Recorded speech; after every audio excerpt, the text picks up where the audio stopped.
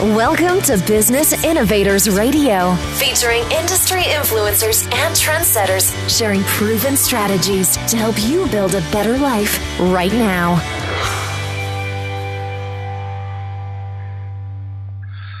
Hello, everyone, and welcome again to Business Innovators Radio Show. This is Terry Palma, and today in our episode, we're speaking with Joe Gardner, who is with Harper Financial. You with us, Joe? I am. Great. I'm glad you could make it.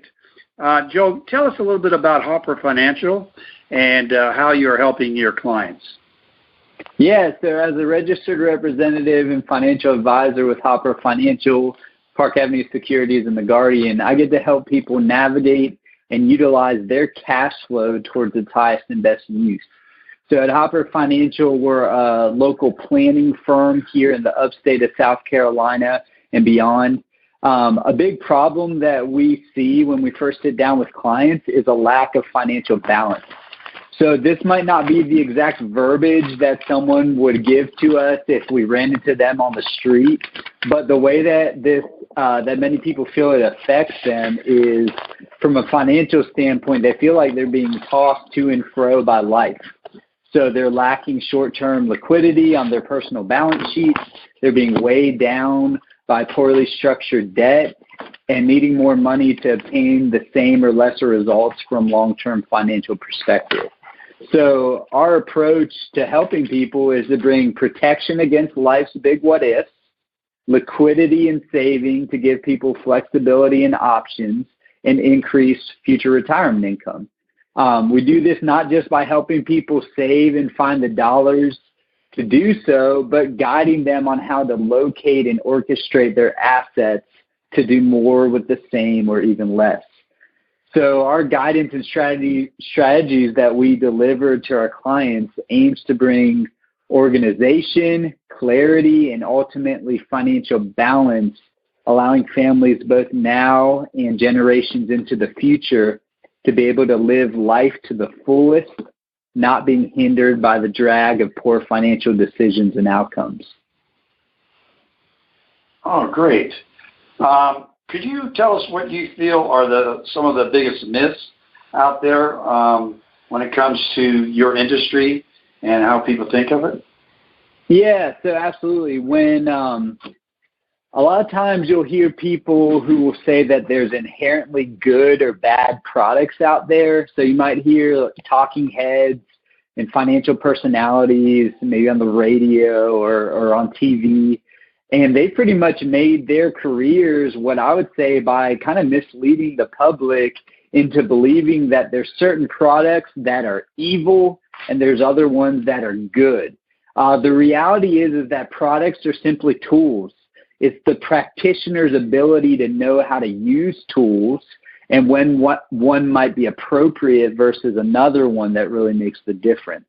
So an example I tell people sometimes is a hammer is not good or bad, but using a hammer to screw together a piece of furniture will most likely result in an undesired result. So working with someone who understands your unique situation can make a big difference.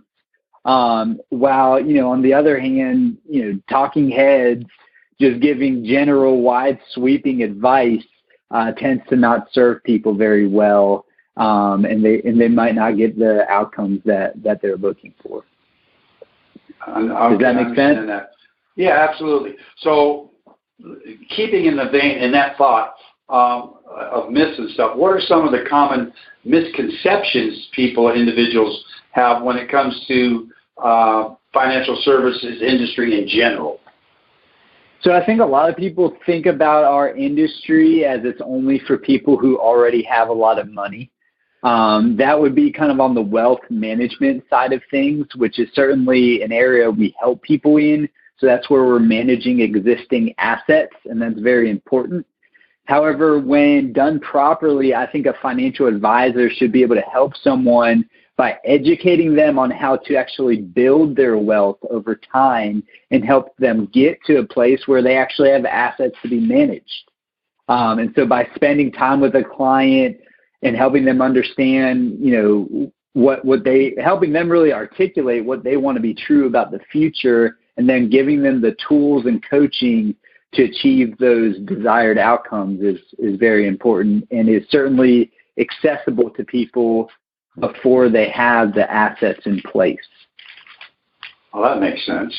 What are some of the most common fears people have about financial planners and services? Yeah, that's a good question. I think there's a couple fears of people that, when I'm talking to folks that I run into. I think one is that there's kind of a lack of trust with our industry in general. Not necessarily sure that someone has their best interest in mind. And then I think another fear might be just feeling like you might be missing out on something, that there might be something out there that's better. So to expand a little bit on the first side of things, the lack of trust, I think this is where people wonder if financial advisors and professionals have their best interests in mind. This is where you see a lot more what we call robo-advisors who are trying to help people just through the computer without a personal touch. You also see DOL fiduciary conversations from a political aspect, and just an overall kind of do-it-yourself mentality. And then to expand on the second thing I was talking there, it really is buyer's remorse. So that's where people feel like, hey, I know, what my advisor is doing is good, but is there something better? And so they might look back in history with a 20/20 hindsight, which we know is never really a fair way to look at things. Yes, absolutely. So how can you get your clear clients or people that are interested past these fears?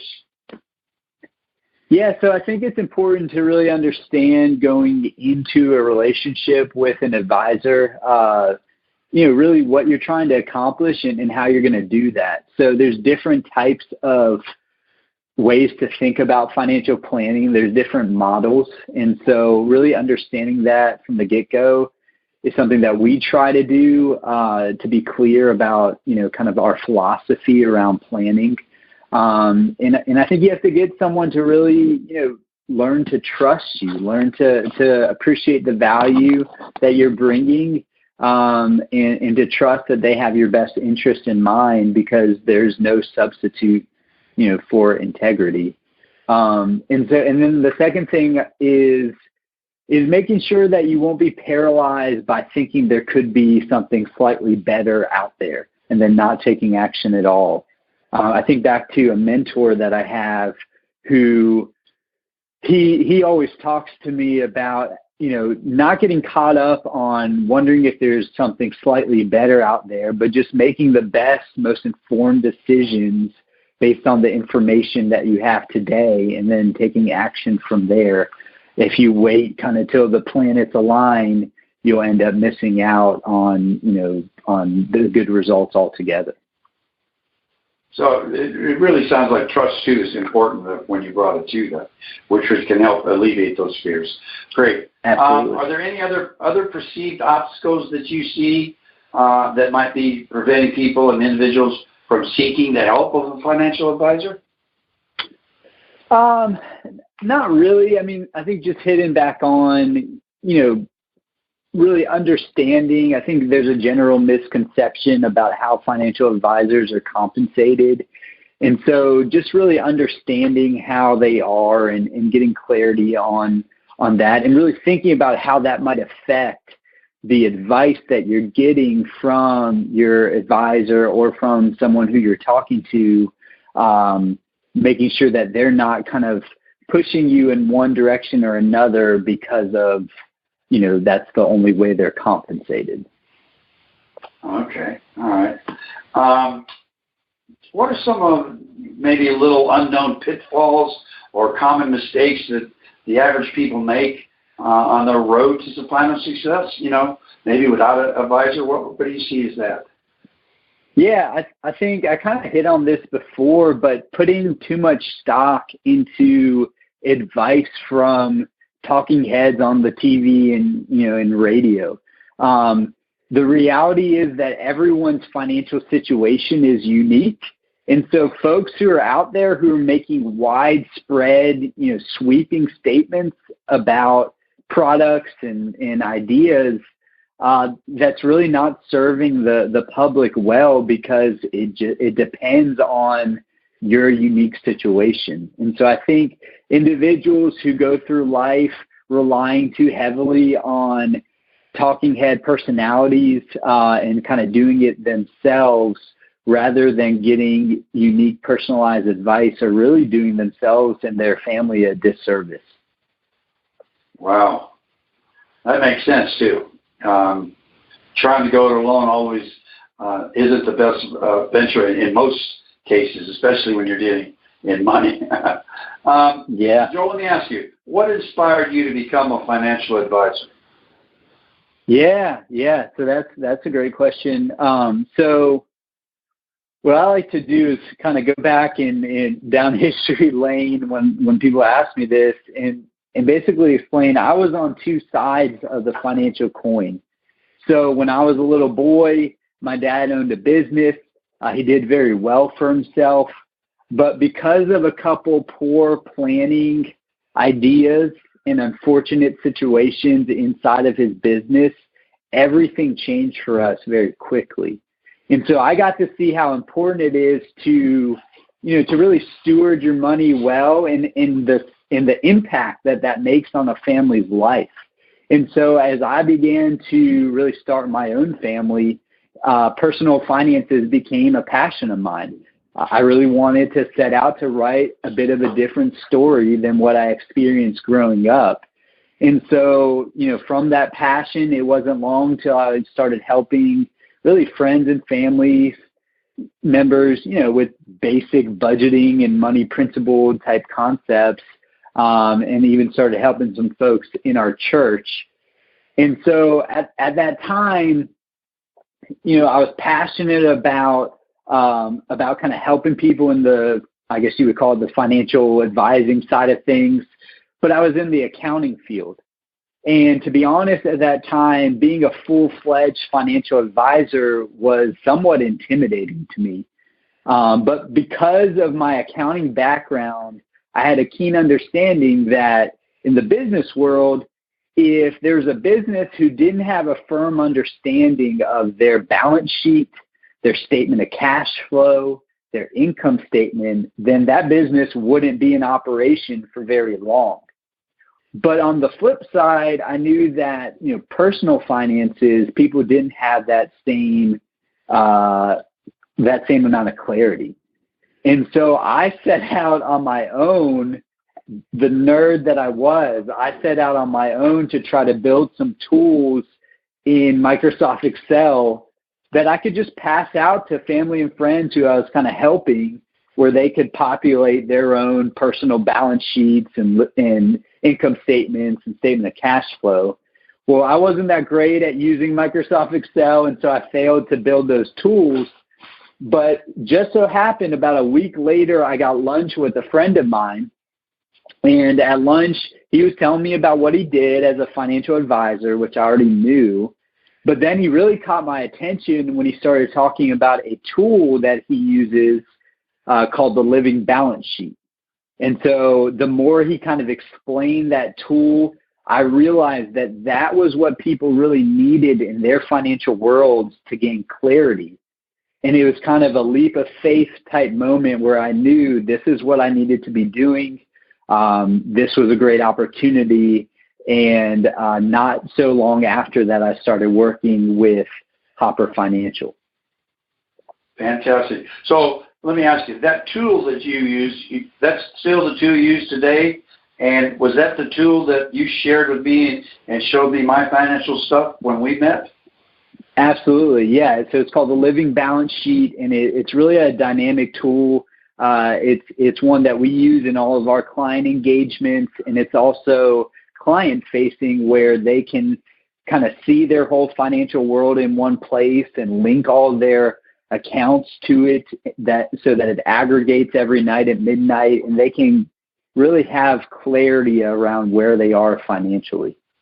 Well, I have to say to our listeners, that was probably when we sat down and you shared and went through my finances and stuff with that tool. It was the emphasis that I asked, would you come on our show and share your experience, because it was so enlightening on where I was and where I needed to go and what to do, that it was fantastic. And I would ask our listeners that, and later you'll share some information, they should get a hold of you just to be able to use that tool with you and find out where they are and stuff. It was fantastic. So anyway, let me continue here. Joe, what's the most important thing people looking to protect and grow their retirement funds or their funds for retirement should consider when evaluating a financial advisor? Yeah, so I kind of hit on this before, but I think just understanding how your financial advisor is compensated, understanding the philosophy they have around planning, and making sure that whoever you're working with has a firm grasp on all sides of our industry, that they know how to use all the tools that are out there, from both the pure investing side of things, wealth management, all the way over to insurance, because having a well-balanced financial plan, you have to use all of these tools. They're part of the full picture. And so really understanding if your advisor is truly a financial advisor, or maybe they're just a wealth manager and you need someone to help you look at the full picture while your wealth manager continues to just help you with one aspect of your plan. That's really a big thing that I talk to people about. Sometimes I'll sit down with folks, they already have what they would call a financial advisor, but in reality, it's someone who's just helping them with wealth management. Yes, makes sense again. So, Joe, how would our listeners get a hold of you if they wanted more information and possibly sit down and have you use your unique tool with them? What can you give us some information how they contact you, please? Yeah, absolutely. So, great way to find out more about Hopper Financial and kind of the work that we do is by visiting our website. That's www.hopper, HOPPER-financial.com. And you can obviously also shoot me an email. My email is J as in Joel Gardner @cplanning.com. So, I love just getting together with people and hearing their unique stories and seeing if there's ways that I can either help them directly, or maybe I can connect them with someone else to help them on their life journey. So that would be great. Well, fantastic. Joe, I want to thank you for taking your time out of your busy day and share with our audience about financial planning, about Hopper Financial, and I want to thank you for giving us that information. And I'm sure we'll have you back again. So thank you very much. And folks or listeners, that'll do it for another session of Business Innovators Radio Show. Make sure you take care of yourself and be kind to others. Have a great day.